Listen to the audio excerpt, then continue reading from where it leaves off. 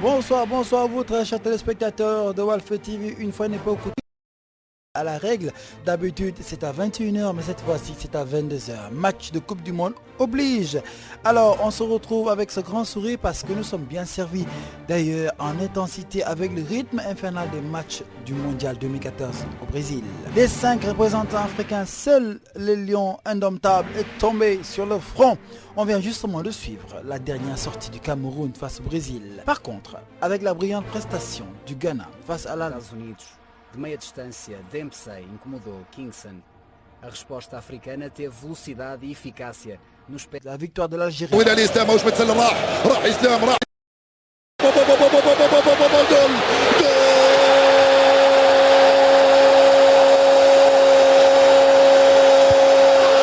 Du Nigeria.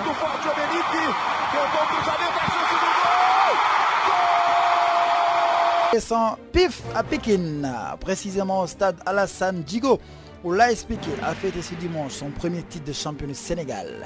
La fête était très belle même. Oh oui, Djerejef, président Modou Fall, et à vous les joueurs et autres membres du staff technique, air de jeu par ma voix vous déroule le tapis rouge pour vous recevoir sur ce plateau.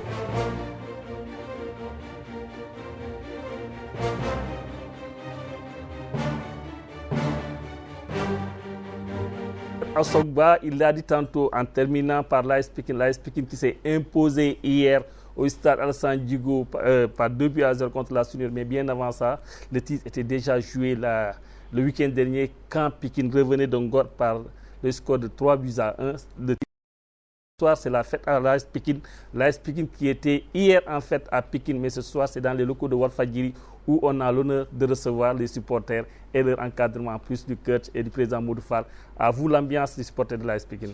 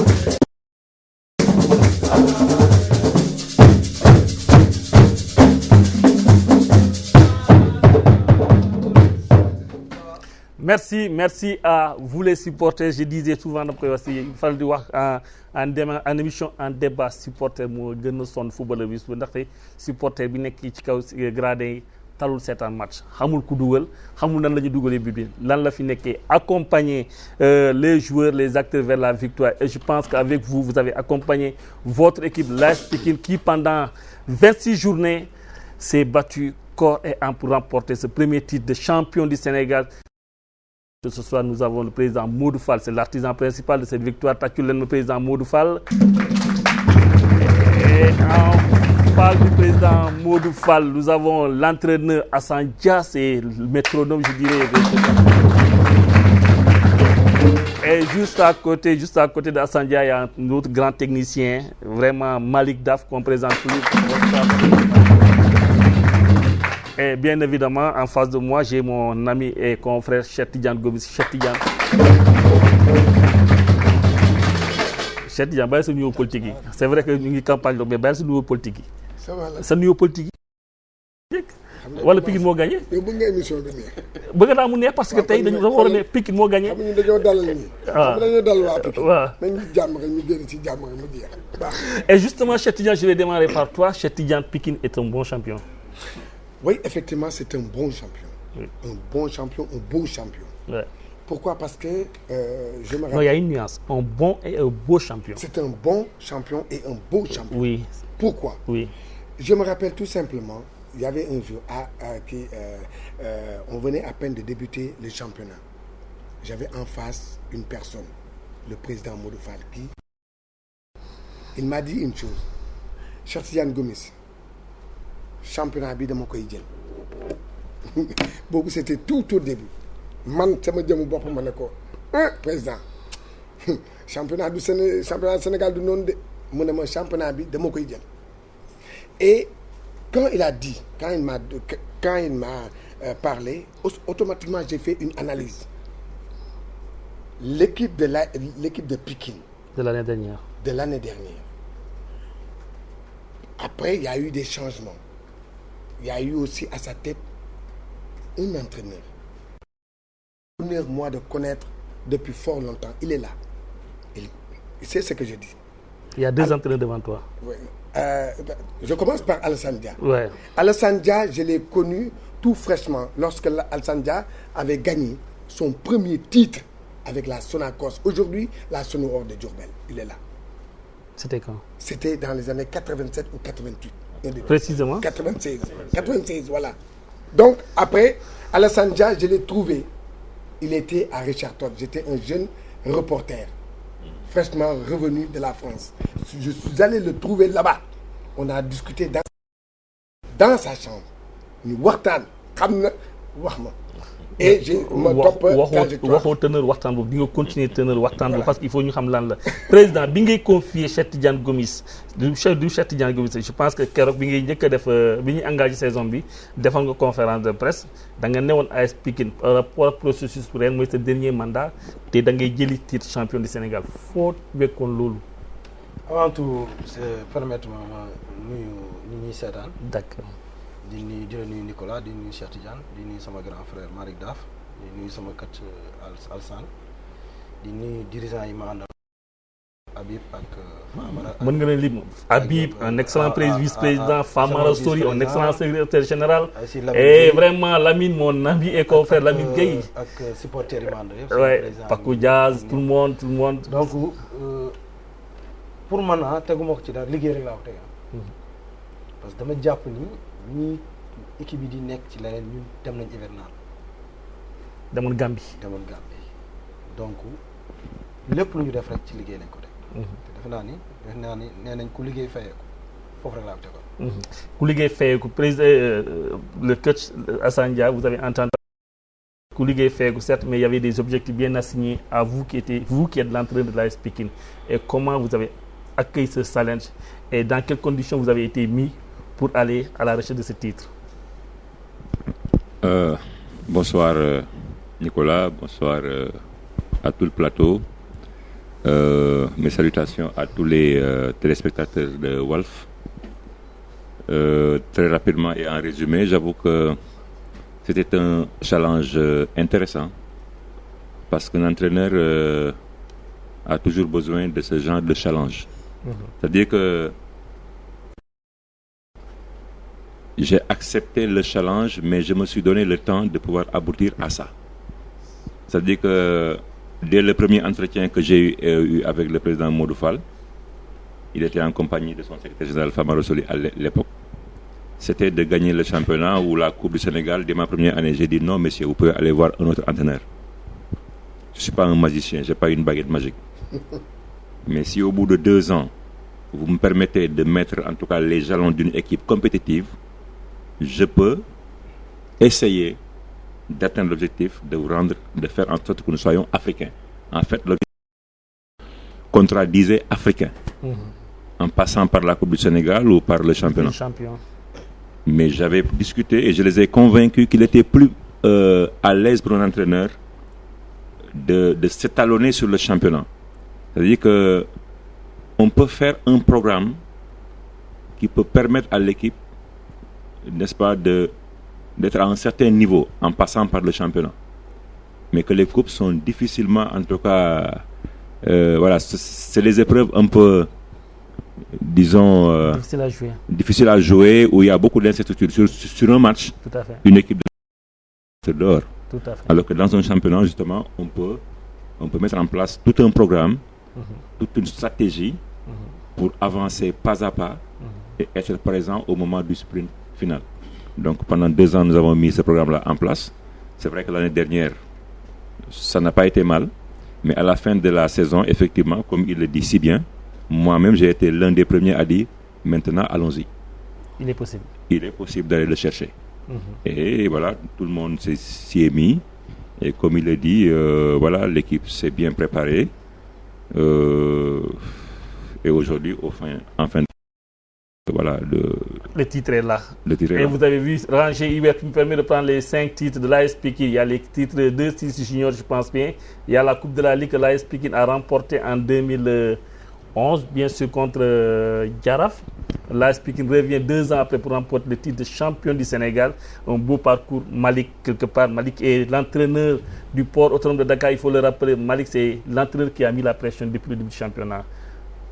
Pour terminer aujourd'hui, 4e dans les derniers 4e, 5e, 4e, il y a 2 ans, on était en 2e division. Il y a 3 ans, on était en 2e division. Donc, il ne faut pas brûler les... Il y a un travail qui est en train d'être fait. Il y a un travail qui est en train d'être fait. Bon, l'année passée, on est classé 5e. On a fait un bon championnat. Cette année, on a animé le championnat. Nous avons été premiers de la première à la 9e journée. Après, bon, comme nous avons des jeunes joueurs aussi qui n'ont pas encore l'expérience de la compétition, par moments, on a eu des passes, des moments difficiles. Mais je suis arrivé à remobiliser le groupe. On a terminé le championnat. On est classé 4e. Je suis content. Il n'y a pas de chose. De 5e, vous passez 4e. L'AS Pikine, l'année dernière, était 4e. C'est bien ça? 3e, excusez-moi. L'AS Pikine termine premier cette année pour remporter son premier titre de champion du Sénégal. En 2000, a remporté le titre de champion du Sénégal. Ce qui était important chez Tidiane, il y a eu le suspense jusqu'à la dernière journée. C'est ce qui a fait le charme de notre championnat. Ça a été beau. Et nous, la presse, on était là. De calculer. On calculait. Aujourd'hui, il y avait un duel à 8 journées de la fin. Il y avait à peu près 6 clubs qui pouvaient être champions. À 8 journées de la fin. Il y avait le Jaraaf, il y avait l'AS Pikine, il y avait le Port, il y avait Ouakam. Hein? Il y avait aussi à ces moments, il y avait le Touré Kunda qui était en haut. Hein? Ils étaient à peu près 6 avant de chuter. Et après, le Casa est venu de l'autre côté. Vu maintenant, il y avait 3. Ils étaient 3. Il y avait l'AS Pikine, le Jaraaf et l'équipe du port autonome de Dakar. Et le port a été l'arbitre du championnat. Comment? Le port, oui, non, parce que le port était là. Le port a joué le jeu jusqu'au bout. C'est pas parce qu'il y a l'entraîneur qui est là. On a suivi le port. Le sport a joué le championnat jusqu'au bout. Jusqu'à la dernière journée. Et contre le Jaraaf, quand vous regardez le port, on dirait que le port avait besoin, alors qu'il avait perdu le titre. Mais le port voulait jouer le jeu. C'est ce qui a fait aussi. Dans mes jeux de mots, je disais c'est le port qui a fait perdre le titre au Jaraaf. Mais oui, mon codef. moom moo tax ba Jaraaf jëlu championnat no wax de moom moo ko dóor wala moo ko ma ne moo tax ba Jaraaf jëlu championnat moo ko dóor waaw Jaraaf ñàkk championnat bi. Et là le match Malick c'était un match engagé contre le Jaraaf. Mais d'abord j'ai pas fini de parce que je voulais féliciter d'abord le président Modou Fall qui est là. L'entraîneur Alassane Dia qui a été mon entraîneur au port, j'étais son capitaine. J'ai beaucoup appris à ses côtés. du lu ma bett xam naa ko ci moom c'est un vrai stratège ndaanaan la gëm na am na lu mu am na lu ko yàlla may te président bi aussi il a ménagé comme moyen pour les mettre dans les conditions idéales parce que nga am président mu jël équipe bi yóbbu ko Gambie te xam nañ ni défense la aussi jël ay joueurs yu baax tegal ko comme ni mu wax am projet ak moom 2 ans mu liggéey ak moom donc titre bi bettul kenn parce que Pikine y a depuis 2 ans mu ngi constant championnat bi peut-être ñi nga xam ne ñu ngi dund championnat bi nekk ci war nañu xam ne day xeeñ parce que liggéey la boo xam ne depuis 2 ans ñu ngi ci man Pikine suivre naa ko depuis bu mu nekkee 2e division ba muy yëg ak Gora Seck ñoom Abis Faye yi xam nañu li may wax donc mun naa ne vraiment ñu du président des dirigeants Abib Faye ak Famara ak supporters yi nga xam ne mosuñu bàyyi dañuy ñëw stade chaque fois supporter seen équipe ak entraîneur bi nga xam ne mu ngi fi di leen encourager et puis ñaanal leen Coupe d'Afrique année prochaine tout le peuple sera derrière pour les aider vraiment à pousser parce que Sénégal aussi gagné ak fu sori mais xam naa ne buñ ci jàppee mun na sori incha allah tout à fait moo ma tey wax benn wax bu tuuti rek laa ci bëgg a teg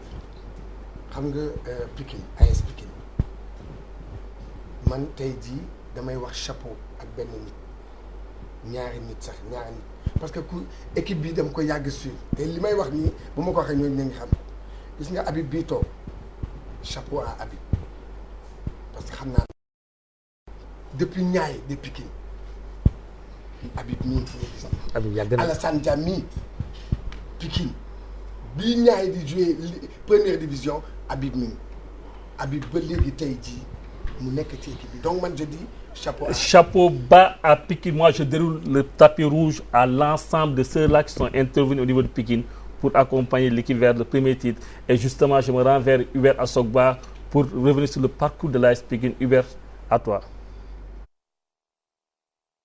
Et on a gagné à Pikine. On continue à chanter, à danser pour dire merci à l'AS Pikine qui a titre de champion du Sénégal de l'édition 2013-2014. Un titre honorifique, historique, et oui, historique, parce que c'est le premier titre de champion de ce club de la grande banlieue de Dakar. L'attente fut longue, très longue, même pour ce club de Pikine qui s'appelait avant les Niayes. Hier, dimanche, c'est dans une ambiance carnavalesque que les populations de Pikine ont fêté leurs héros. Ils se nomment Adama Mbaye, Biti Sam, Maktar Thioune, El Hadj Habib Diop, Sangouré Sarr et j'en passe. Bravo et félicitations aussi au coach Alassane Dia, oui, l'artisan principal. Pikine peut aussi dire, et à juste raison, merci au président Modou Fall, jërëjëf président, qui vient d'offrir à sa localité un beau cadeau.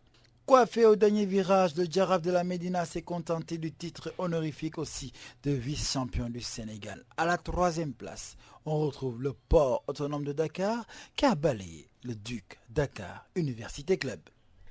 Non, Hubert, c'est pas le port autonome de Dakar, c'est plutôt le Casa Sport qui a fini par goal average, n'est-ce pas?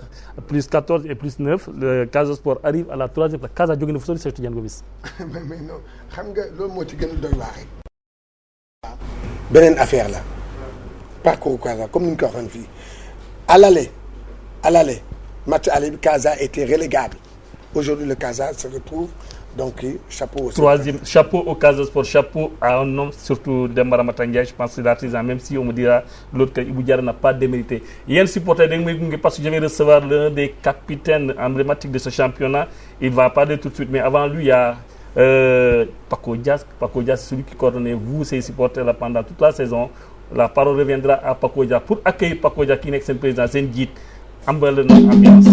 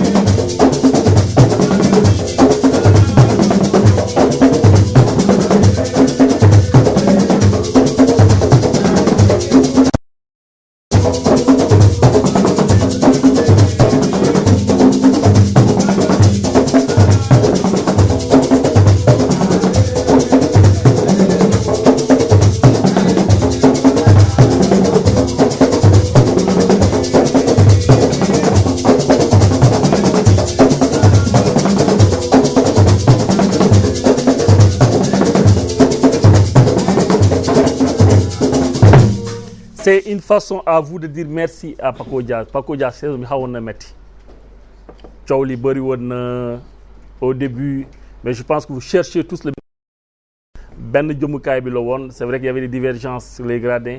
Comment vous êtes parvenu à aplanir, je ne pose pas la question au président, mais surtout à vous les supporters, comment vous êtes parvenu à aplanir ces divergences-là pour aller à la recherche de ce même objectif qui consistait à aller remporter le titre de champion du Sénégal? Merci beaucoup Nicolas. Bon, on peut parler en wolof et en français. Bien sûr. Ñu ngi remercier le bon Dieu d'abord di sant Pikinois yëpp di leen gërëm bu baax a baax di féliciter Pikinois yëpp di jiital ci félicitation bi suñu président Modou Fall ak staff bi mu àndal di ci teg suñu coach Alassane Dia ak staff technique bi mu àndal di ci teg jour di ñëw ci comité supporter bi nga xam ne mosuñu bàyyi comme niñ ko waxee. di gërëm tamit suñu papa yi ñu bàyyi fële nga xam ne ñooy les anciens des Niayes donc bu Niayes amul woon AS Pikine du ñëw ñu ngi gërëm ñooñu ñëpp loolu lépp boo xoolee rek lu waroon baax la donc lu waroon baax suy commencé dina am ay yëngu-yëngu ay yàqu-yàqu mais après lii la yàlla namoon peut-être lii la ñu yàlla doon dencal moo tax ñun ñëpp benn objectif bi moo ñu taxoon jóg pour fexe mu baax moo taxoon moom ay réeroo mais après bi ñu waxtaanee nekkaat nañ benn ba liggéeyawaat. donc ñi ciy jéggalu ñi ci doon dox ñëpp ñu leen ciy jéggalu bu baax a wax di leen wax xamal ni du suñu coobare mais lu yàlla tuddoon la. donc lii la ñu yàlla dencal andil ñu ko. Merci Paco. Bien dit. Agali mon micro directement au capitaine Badara John, capitaine défenseur central de cette équipe de Pikine. Pikine qui n'a nullement perdu à domicile. Capitaine, tout au vestiaire, parce qu'en général on parle de vestiaire. Comment ça se passait dans les vestiaires? Avant match, nous l'avons dit, après match, nous l'avons dit, il y a une condition pour objectif, ce qui était important. Le président a révélé, c'était aller vers le titre. Et aller vers ça, c'est un entraîneur. Il y a un joueur, il y a le poids pour marcher vers ce titre-là. Wow, assalamu alaikum. Je suis le président, je suis le coach, je suis le coach Malick Daf, et je suis le nuyu itam supporters yëpp nuyu waa Pikine yëpp di sant yàlla bu baax comme li nga wax noonu daal mooy que lii nekkul mbetteel si ñun daal parce que dañoo am benn entraîneur boo xam ne chaque jour mi ngi ñuy gëm loolu bu leen kenn gëmulee yéen gëm leen ni loolu mun na nekk te booy seet tamit ñun benn esprit de groupe lañ yor depuis commencement ba léegi amul benn pression bu ñuy doxee parce que jour mu am défaite victoire heure boo ñëwee da ngay gën a boo ñëwaatee da ngay mel ni yow mosoo am défaite loolu la dugal suñu xel ba pare moo tax ñun lii match dem bi mënuñu bett parce que moom bu yàgg gëm loolu nañu woon bu kenn gëmulee rek yéen joueurs yi gëm leen ni yéen lii mën na nekk te chaque match noonu lay ñëwee match boo xas ba jàll bu ñu xëyee suba fàtt nañ ko ñu ngi préparé waat. Mais ben aspect yo bu ñu la gisee ni ngay football, il y a l'esprit Pikine parce que Pikine en général, c'est vrai, j'aime bien ce terme pikinité, c'est ancré dans sa localité, c'est clair. Mais l'autre aspect, quand on voit Pikine jouer, Pikine c'est un peu, je dirais, il y a la technicité qui apparaît, il y a l'agressivité qui apparaît. Un football assez particulier qui est plus ou moins concentré dans la recherche effrénée du résultat positif. Ndax lolu c'était je veux traduire par là, di ngeen wax souvent gagner pour gagner. Quelle que soit la manière elle compte peu, c'est les résultats qui comptent. Lolu nek na lo xamni c'est un peu recherché observé dans le football de Pikine. Est-ce que yeen joueurs yi souvent après bo len paré des fois day tang sen bir waxtan bi c'était quoi aujourd'hui ñu xamni équipe ba ngay par rapport à ce résultat là? Waaw waxtan bi moy que comme li ma la wax léegi rek suñu entraîneur moko def ci ñun parce que nit bo amé say ndongo da nga leen tamal lo xamné même bo fa nekkul sax demoon voyage sax ñun gëm nañ dañ koy def ñun esprit boobu moo nekk suñu ñun buñ gëm ne ku ñuy gérer rek coach bi day wax faites vous plaisir ba ñëpp xam ne lii daf leen ba ku génn dina kontaan même bu leen gagné sax ku génn dina kontaan. loolu lañ gëmoon. ndam li neexoon na trop dëbb bon sas bi day gën a métti parce que vous allez représenter le Sénégal en Coupe d'Afrique Ligue des Champions très souvent Sénégal bu ñu génnee aller-retour aussitôt ñëw teel c'est-à-dire naa ñu 2 matchs toog est-ce que dañuy xaarandi ci yéen ngeen relever défi boobu. waaw loolu lay ñaan yàlla mais yeggseeguñ ci parce que dañ ci war a liggéeyaat bu baax daal. l'essentiel que ñun ñu ngi suñu ginnaaw. lépp lu ñu def loo rek ci kattan yàlla loolu la ñu leen nag fexe ba représenté ñu def fi loo xam ne kenn mësu ko def mais fu mu toll nii comme que ñu ngi ci benn phase nii ci lañ nekk góob mais ci kattan yàlla bu ñu ci yeggee. lépp lu ñu entraîneur bi li nga xam ne def na ko suñu xel rek. Merci, coach Malick Daf. Je retombe à toi. Tu as écouté un peu. Merci, capitaine Badara John. Tu as écouté un peu le capitaine parler aujourd'hui. Tu te remets dans la peau de ce capitaine que tu as été, dans la peau de ce footballeur, surtout de cet entraîneur. Le joueur qui se confie aujourd'hui, c'est grâce à l'entraîneur qu'ils sont devenus champions. Mais c'est normal. Je pense que Hassan Dia, comme je l'ai dit tout à l'heure, c'est un grand coach. J'ai eu à apprendre à ses côtés, je le connais. Lui aussi, il a été mon joueur au port. Il a eu à travailler avec moi une année. Je le connais aussi, Badara Ndiol. Mon Pikine a été un beau champion. Pikine a été un beau champion. Ouais. Comme je l'ai dit tout à l'heure, ils ont été constants du début jusqu'à la fin. Ils n'ont jamais abdiqué. Ils ont toujours été à la 3e, à la 2e ou bien à la 1re place. Bon, comme on dit, à 4 points ou bien à 2 points pour le Giraffe. Bon, ils n'ont jamais lâché. Je connais Al Santia, c'est quelqu'un qui a un mental très fort. Et il a inculpé à ses joueurs, comme le président aussi. Ils ont mis les moyens qu'il faut. Et voilà, le résultat est là. Les supporters aussi. Et là où ils sont, il y a des bons dirigeants comme Habib, comme Famara, qui ont toujours été, je les connais depuis longtemps. Ils ont été un bon champion. Depuis 2 ans, ils ont travaillé. Et voilà, le résultat est là, quoi. Famara, lui, qui symbolise, c'est l'efficacité dans la discrétion. Il y a cet homme, c'est quelqu'un de très efficace. Mais tout à l'heure, j'ai voulu dire que, bon, moi, j'habite presque à la Médina. Quand je devais jouer contre le Jaraaf, il y a beaucoup de gens qui m'ont interpellé pour me demander, tu vas jouer contre le Jaraaf habite à la Médina. Moi, je ne connais pas ça. Moi, je suis un professionnel. L'année passée, j'ai joué contre le Djambar à 2 journées de la fin. Le Djambar, j'ai fait 2 ans à Sali, à l'Institut Djambar. Et quand je devais jouer, j'ai joué le match. Moi, je suis un professionnel, je travaille. Moi, je ne choisis pas les équipes. Tout à fait. Même si je devais jouer contre Pékin, si c'était Pékin qui était à la place de Jaraaf, je l'ai joué comme ça. Je suis un professionnel, je l'ai fait. Je ne l'ai pas fait pour ça. J'ai dit que ce n'est pas moi qui a fait gagner le titre de champion à Pékin. C'est Pékin qui a travaillé. Ils ont été constants, ils ont mérité ça du début jusqu'à la fin. J'ai fait ce que je devais faire. Le Jaraaf m'a battu à l'aller, je l'ai battu au retour et c'est tout. Merci super, beaucoup. Bien dit. Mais le port est resté quand même cet arbitre. Président Modou Fall, c'est vrai, président Modou Fall, première année à la tête de Pékin, il a remporté. Deuxième année, Pékin, demi-finale, Coupe de la Ligue. Troisième année, Dao, Pékin, troisième du championnat. Quatrième année, Pékin, avec Modou Fall toujours comme président, champion du Sénégal. Ça mérite.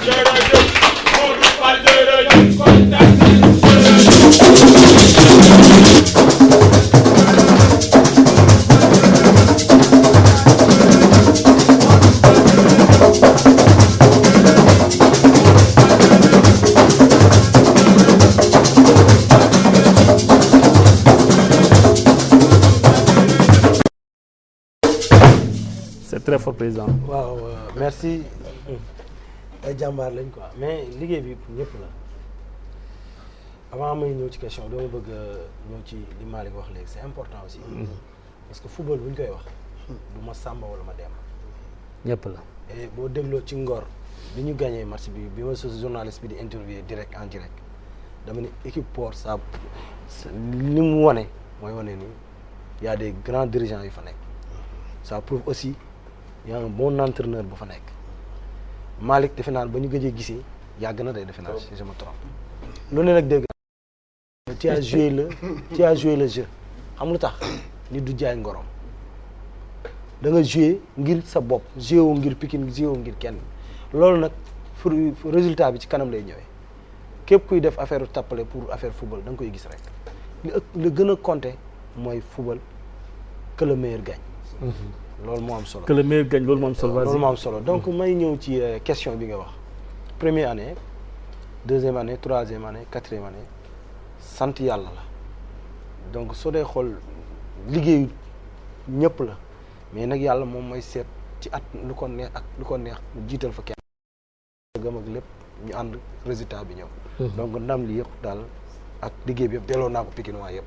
ñun ñëpp ñoo ko bokk liggéey ko yàlla may ñu ndam donc bravo à tous les Pikinois ak ñu bëgg Pikine ci àdduna beeg fépp fu ñu nekk. mais président yombul woon. non mënul yomb parce que defe naa li ma dama sacrifier suma lépp sama àdduna. pour Pikine. sama lépp laa sacrifier pour Pikine. jaroon na ko. waaw parce que dama nekk gagneur noonu laa bindee fi ma juddoo muy teraanga bi nga xam fa laa yaroo mu nekkoon deewu Alsane defe naa xam na li may wax 28 ans lañ fa nekk ma nekk fa bi ma ñëwee yàlla jël naa fa 5-6 trophées doog a quitté. Pikine bi ma ñëwee ma gis ay nit liggéey taxawal ñoo fa fekk quoi qu'on dise ay Lamine Gueye Famara Habib ay ñoom Assane Diagne consort Pili Yade et consort ñëpp liggéey fekk tamit engouement supporters yi ma xam ne lii rek laa soxla.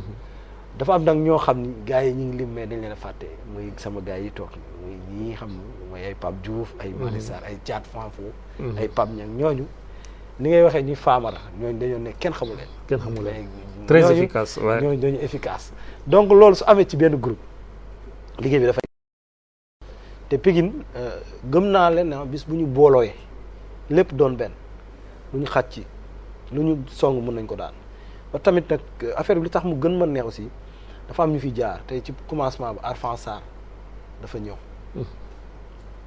liggéey extraordinaire yàlla dogal mu dem Moustapha Seck ñëw indi fi coupe de la ligue Gora Seck non bu sama reñ laa wax sama 4 ans man ouais c'est 4 ans 2 ans ni ko Alsane waxee ma waxtaan ak moom bureau bi yëpp d'accord ci ñuy Alsane muy suñu kilifa nag quoi qu'on dise doyen la gën ñu am championnat gën ñu am man damaa jàppale ci bare léegi mu woo ma ñu toog waxtaan lu dul coach ak président ni ma nii ak nii d'ailleurs am na projet yu bari sax da koy wax mbébétam la ci Pikine donc li ma gën a neex tey sax ci affaire bi tey ni ñu ko amee tey entraîneur pikinois la doomu Pikine président Pikine donc loolu histoire c'était pas dans ma tête loolu histoire loolu nekk ñii ci jaar ñëpp def nañ li ñu mën loolu nekk histoire bu extraordinaire donc mbir mi daal Pikine la quoi donc li mu la mën a xamal daal mooy lii tey dikk na ma fu sore mais dama jàpp ni ndam jar na lu ne sama vie dama hypothéquer sama vie sama dund sax laa lay wax sama liggéey compétition la woon sama voyage sama lépp dama ko suspendre na laa expliqué nee nañ ko merci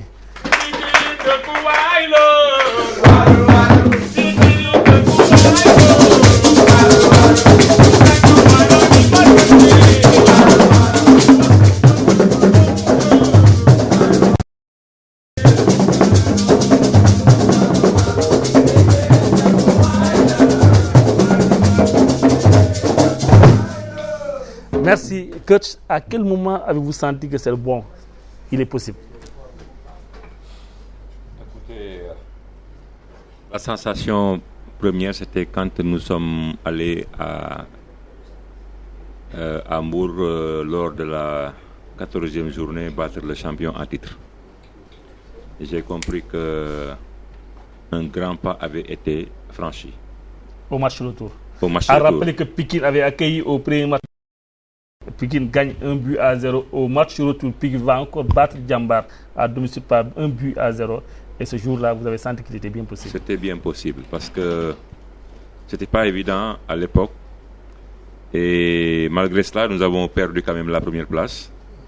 Mais quelques journées après, nous avons battu le leader qui était le Giraffe. Malgré également qu'on ait reperdu la première place au tour suivant parce que à Kolda, mon ami Demaramata m'a infligé une petite défaite là. Hein? Mais néanmoins, nous nous sommes dit, ce sont les aléas d'un championnat. Vous n'avez pas lâché. Le discours que j'ai... Les joueurs, ils aiment bien me rappeler mon petit discours que je leur tenais. Lequel? Non, je n'ai pas le dit, sinon Malik Daf va me le copier. Vous n'avez pas vu Malik Daf? Li may yëg escalier yëpp mi ngi topp sama ginnaaw. Ma ne ko gis nga boy sa topp yi nga may topp doo ma remplacer de. Lu ma la bàyyi place bu neex bi. Donc, en fait, c'est important. Mais aussi, il a été constaté, à chaque fois que Pikine gagnait, le coach sera joué très modeste dans sa communication. Mais Nicolas Cutoé, c'est peut-être de l'expérience. Aujourd'hui, perd demain. Oui. C'est pourquoi je disais aux gens, on a gagné la fête, c'est pour les autres. Nous allons nous coucher. J'ai jamais eu d'ailleurs l'occasion de faire de la petite manifestation, mais cette fois-ci, je vais le faire avec Pikine. Mais donc, habituellement, important. Le coach est de Pikine, le président est de Pikine, et tout le monde est de Pikine. Tout le monde, vous êtes de la localité, vous avez tous gagné ensemble, c'est important. Félicitations. Un mot d'applaudissement, s'il vous plaît. Vite fait. Au gentleman du Cheikh Tidiane Gomis, Assane Dia, Demba Ramata Ndiaye, ay coach yi nekkoon équipe nationale junior, nekkoon équipe nationale locale. Aujourd'hui, ñu jógee équipe nationale nangoo dem say club dellu sa ay trophée. Demba fait un beau parcours. Assane termine champion du Sénégal. waaw mais attends xam nga ñooñu nga tudd rek xam nga dafa am ñoo xam ne ay entraîneurs chevronnés lañu man démb bi titre bi ma avant match di commencer man wax naa ko parce que d'un côté il y avait Ablaye Sarr de l'autre côté il y avait kii bon ci li nga wax c'est vrai booy xoolaat ñooñu nga xam ne ñoo nekkoon équipe nationale ñu dem def benn échec dañoo échoué woon contre Mauritanie xam nga man sama mais nag dañoo delluwaat wan nit ñi ne que ñoom mën nañu liggéey et booy xoolaat parcours Alassane Dia ak Demba Ramata nga xoolal Demba Ramata est resté dans son coin équipe bi nekk ci ay tolof nekk ba équipe bi ñëpp tiit Casa ñëpp tiit loo xam ne Casa depuis xaw ma combien d'années kenn gisul Casa foofu ñëpp jaaxle même des Casa seen dañ ñëwoon caaf xam na waaye moom mu ñëw gëm li mu gëm liggéey équipe ba 3e la tey Alassane Dia dans tout ça bi waxee coowu équipe nationale beeg ñu naan jàppal bàyyi woo mu dem toog fële commencé waat di liggéey muy liggéey comme ni nga ko waxee ni nga Alassane Dia c'est vrai Alassane Dia dafa nekk nit koo xam ne bariwul wax Alassane Dia mi bariwul wax nii la mel. te moom coach la terrain la nekk. doo dégg ma la Alassane Dia. non dama ne. déglu ma moom coach la. waaw te coach terrain la. dañuy coacher. nekkul coach yoo xam ne rajo yi moomee analyse sur analyse. gis nga boo moomee rajo yi nekk di waj di wax te doo dem defi ay résultats gis nga lii non xam lan moo kii. espèce kii la xool diplôme la dañuy ñëw taxaw bi saa xool buñ la bëggee jël dañu naan waa kii entraîneur bi an sa CV. waaw bu ñu gisee CV bii rek turu rajo yi rek ngay def léegi nag waaw mais kii nga gis jëlal champion coupe du Sénégal ou bien nekk na 3e nekk na 2e bu amee saa waay kooku moom la ñu jël lool moo tax ñi nekk ci rajo yi duñu am kii moom équipe moom. waa Cheikh Tidiane vite allez-y coach. Non, c'est-à-dire que je voulais un peu quand même revenir un peu en arrière et puis vous me permettrez me rendre hommage quand même mon ami et frère Ablaye Sarr. Je l'avais fait hier à la fin du match, je tiens à le faire aujourd'hui également.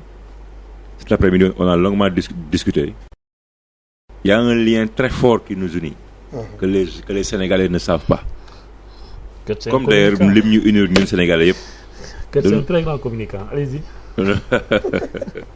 Yàlla ko def ci man xëy na parce que mais de toutes les façons man ak moom dañu passé une grande partie de notre enfance. xamante ngeen bu baax. Une grande partie de notre enfance. non xamante ngeen bu baax. Mais bien sûr. moo tax nga nax ko. daf ma bëggoon nax nag. dafa bëggoon nax. waaw nga gën ko muus. non dafa muus nag Ablaye dafa muus. Mais dama ko bëggoon rendre hommage parce que je dis que ce titre là moom tamit mérité woon na ko. C'est un grand monsieur. Et ma di ko encourager mais di ko féliciter aussi pour sa belle saison.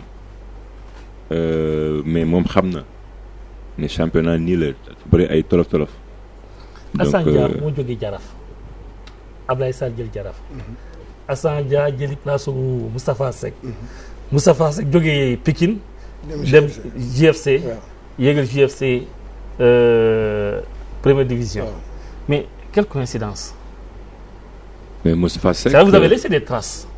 Oui, mais... au Jaraaf. Vous avez redressé le Jaraaf parce qu'on sait où vous avez pris le Jaraaf. Ablaye Sarr vous dira que je lui ai donné toutes les informations que j'avais par devers moi en quittant le Jaraaf. Moustapha Seck m'a refilé toutes les informations yi mu amoon ci AS Pikine. Non dama ko ŋàcc ne ko wax ma lépp joueur bi lu mu mën ak lu mu mënul ak lépp. C'est comme cela que j'ai fait avec Ablaye Sarr également pour quitter le Jaraaf. En général, ça se passe comme ça entre nous entraîneurs.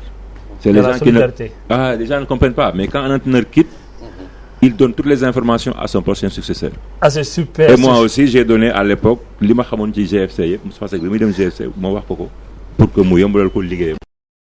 C'est super, on va revenir avec vous, on va revenir surtout avec Habib tantôt. Mais bien avant ça, dañuy permettre juste Pikine moo nekk en fait Pikine moo jël champion du Sénégal. Mais événement bi c'est la Coupe du Monde avec la prestation des Africains. Est-ce que c'est rassurant ou pas? Côte d'Ivoire jour demain, Côte d'Ivoire peut se qualifier. Ghana a laissé des traces, des lieux d'espoir. Peut-être de Ghana pour pas Algérie et Nigeria. Oui, peut-être. Les techniciens vont parler tout de suite, mais bien avant ça, on nous replonge au Sénégal. Au Sénégal, quand nous étions en Coupe du Monde en 2002, avec la complicité de Hubert, on va retrouver Thierno Daf en bout. Thierno Daf, comment ça c'était à cette époque-là au Sénégal, comment on vivait Corée et Japon en 2002?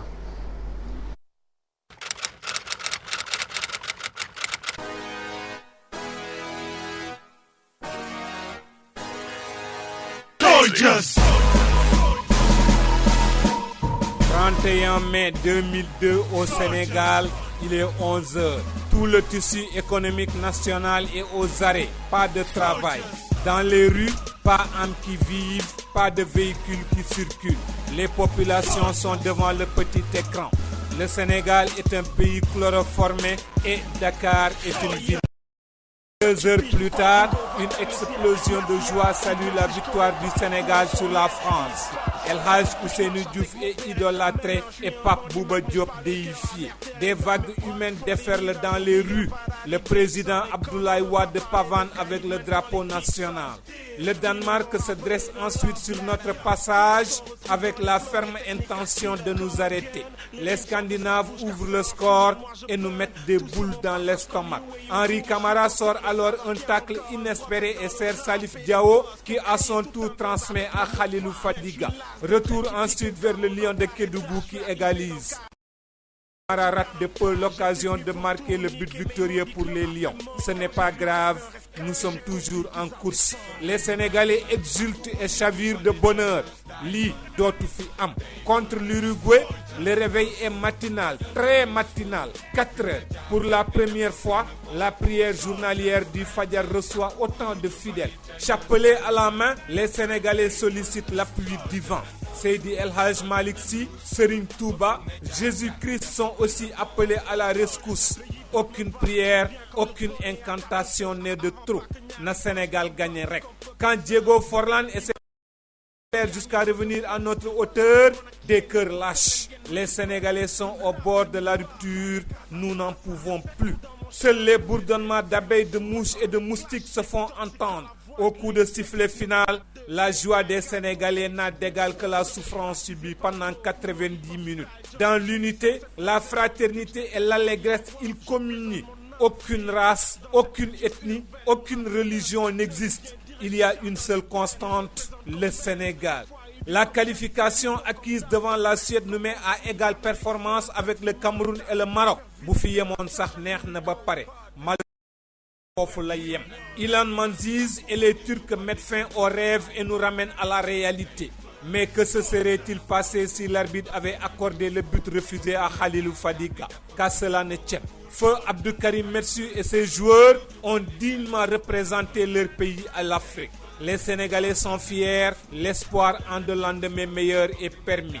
Drapeaux, écharpes, foulards et gadgets aux couleurs nationales se vendent comme du tchaf.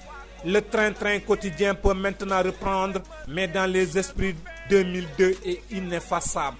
12 ans après, que nous reste-t-il de cette Coupe du Monde? Le football a-t-il progressé? Qu'avons-nous fait des milliards récoltés à Séoul? Par où sont-ils passés? Avons-nous fait nos introspections respectives? Avons-nous le courage de nous regarder devant une glace? De 2002, nos autorités ont retenu 2 choses essentielles. Que le football est un phénomène social et un facteur de croissance. Qu'ont-elles alors investi pour faire avancer notre sport roi? 12 ans après 2002, nous n'avons pas un stade pour jouer un match international. Malgré le courage, la volonté et l'abnégation des présidents Saher Seck et Augustin Senghor, l'État poursuit sa non-assistance à Angers. Les fossoyeurs dilapideurs des fonds tirés de 2002 sont encore là, aux affaires. Pas surprenant dans un pays où les lauriers vont d'abord aux moyens méritants. Que sont devenus nos rêves et illusions d'un football développé? Qu'avons-nous gardé de 2002 en guise de legs aux générations futures? Que nous reste-t-il de nos prières, de nos insomnies, de nos stress, de nos joies, de nos larmes, de nos communions, de notre foi en un football rayonnant et régnant sur le continent africain? Un football adulé, respecté et craint à travers le monde. Li, nattu rek la. Accusé, vous avez encore les pieds pour le faire, bien sûr. Merci à toi, Tcharodaf. Plein de questionnements, plein de préoccupations. Est-ce que ces préoccupations sont prises en compte? On va jouer le 6 septembre prochain contre l'Égypte. Ici, c'est ce qui a été dit à Léopold Sédar Senghor. On a dit que ça sera réceptionné le 29 août. Ñom ñoko wax muy le directeur des infrastructures sportives. Ministre des Sports moko wala waxu ko? Moom moo ko wax. Moom moo ko wax. Man de gisu dara leeragul de. Dara leeragul. Mais match bi foo ñu football ko fii. yow woon nañ ko fii lañ koy footballé. Baax na boo ma ko Alassane Djigo bee mooy ko abul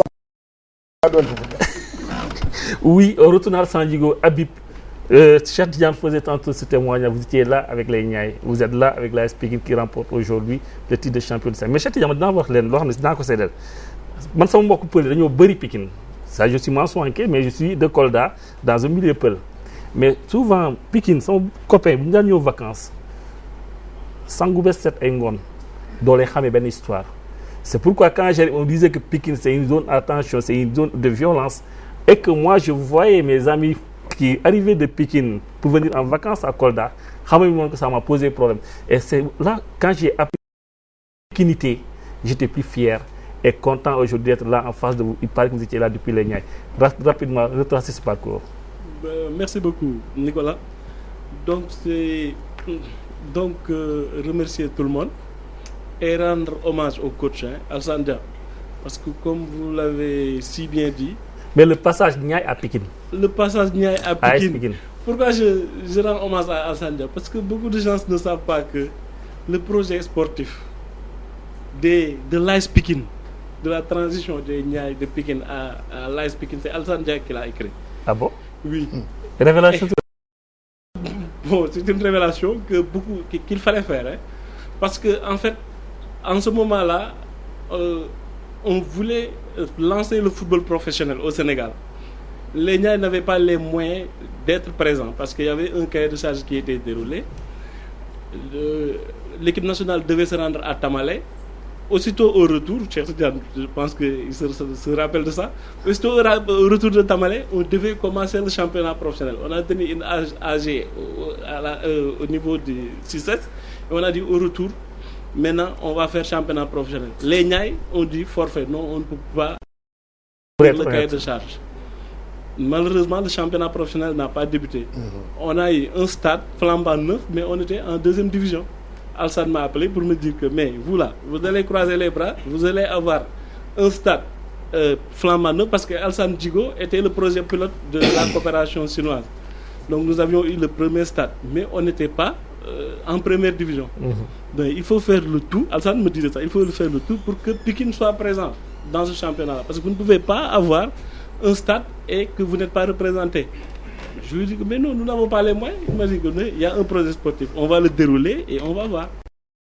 On a mis en place le premier staff technique, l'attelage technique composé de... Quand il m'a présenté Gorosek, je ne le connaissais pas. C'est lui qui a mis tous les attelages de cadets enseignants. Et il m'a dit... Mais les coïncidences brillent, hein. Merci Habib. Donc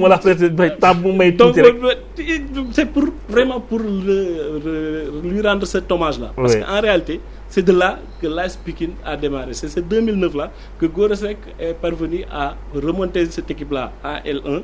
Mais c'est Alassane qui avait mis le projet en place. C'est Alassane qui avait recruté les coachs. C'est Alassane qui nous avait même fait... C'est Alassane qui vient remporter le titre de champion aujourd'hui. Il vient remporter donc le championnat. Super. Président, malheureusement, combien ça a coûté au club en termes d'énergie? Dans la quatrième année, mandat de 4 ans là, est-ce que à titre bi Modou Fall sera là pour 4 ans encore avec l'AS Pikine? Combien ça t'a coûté aujourd'hui? Pour moi, jeexagul parce que dañu jeexalagul championnat bi jeexagul parce que ñun dañu dese benn tableau. ñu des la coupe du Sénégal te defe naa ne euphorie bi. supporter dañuy jël coupe du Sénégal.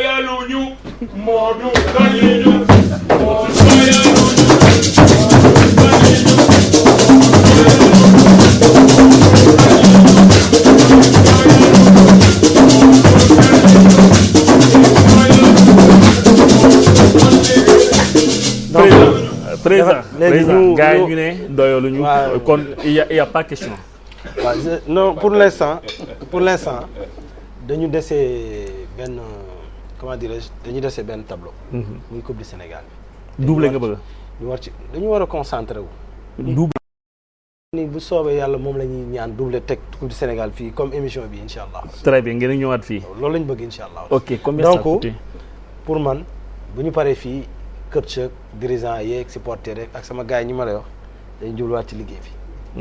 Parce que pour man li ma gëm mooy gañ. parce que nit mënoo nekk ci benn mbir rek doo gagné d'ailleurs loolu ma frappé ci Malick Daaf gagneur. yaa ngi dégg. Tu avais déclaré la guerre en venant à Pékin là, tu as oublié ça. Parce que année passée te il a réussi hein parce que année passée dañ ko gagné aller ren moom mooy équipe bi ñu gën a sonal ci championnat bi aller retour.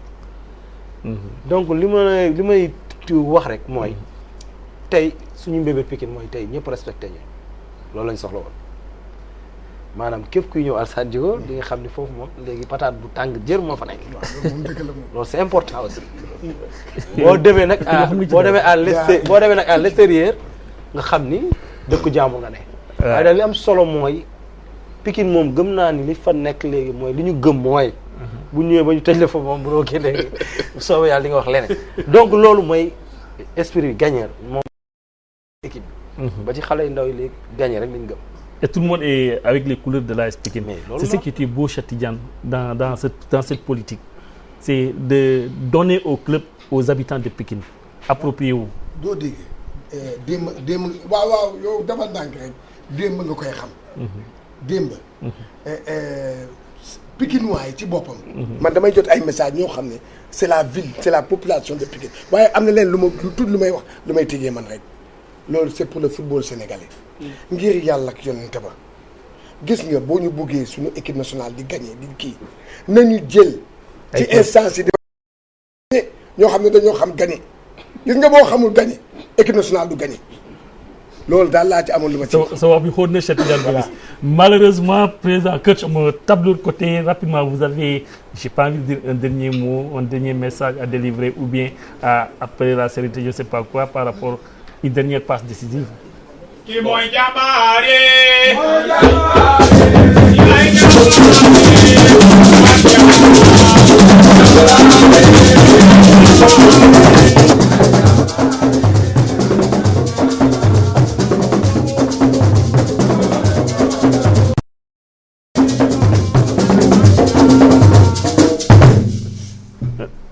Une passe décisive à Malick Daf. Malick non du ma ko passe léegi yii Malick du ma ko teel a passe booy bi dafa dangereux non li ma bëggoon wax mooy sànq dañu ko jonj tuuti mooy tey am na responsabilité bu nekk suñu kaw peut-être pour le moment ñi ngi jubilé ñi ngi dans l'euphorie mais man déjà je me suis projeté sur cette responsabilité là may appeler vraiment tous les Pikinois ñu ñëw c'est important am na ñu nga xam ne nekkoon nañu ci wetu Modou Fall am na ñu ma ci waxal xam nañu seen bopp bu ñu dégloo émission bi l'Afrique dafa soxla ay moyens conséquents am na yoo xam sax mun ma ko wax fii après daan ci waxtaan ak ñi ma ci war a waxtaanal mais may ñaan ñooñu ñu dellu siwaat ñu jàppaat ci affaire bi parce que sinon lii ñu am ni tey mu nekk mbégte ëllëg mën na soppaliku métit ñu ku nekk di xoole sa morom cetu bët kon nañ ko liggéey léegi pour dem représenter dignement le Sénégal d'expérimenter le toi c'est juste am na wala amul man maay sa directeur technique Malick l'année prochaine et je pense qu'il l'a très bien dit tantôt ki mooy sa directeur technique ay ki mooy sa DTN yow oui vas-y président non allez-y Malick non vas-y Malick rapidement non allez-y non rapidement non comme li Alassane wax sànq rek damay profiter aussi occasion bi di encourager Pikine non Pikine dama leen di féliciter c'est déjà fait encourager coach Ablaye Sarr parce que tamit je pense que ni moom aussi mérité woon championnat bi parce qu'il a fait un beau parcours Demba Ramata aussi di ko encourager ci prestation mu def ak Casa fu ko jëlee fu mu koy bon championnat vraiment ça a été animé le système jusqu'au bout ça a été un excellent championnat a été un très bon champion merci président vite fait waaw man damay kii rek damay féliciter ñëpp d'abord damay féliciter le maire Pape Sagna Mbaye mi nga xam ne tey gunge na leen depuis le début il a donné 52 millions subvention pour le club le maire Pape Sagna li may regretter rek mooy bis bu ñu ñàkkee ku mel ni Pape Sagna man dama politique te kenn mënu fex ba ma politique mais dama gis li mu def parce que Pikine dama bëgg nit ñi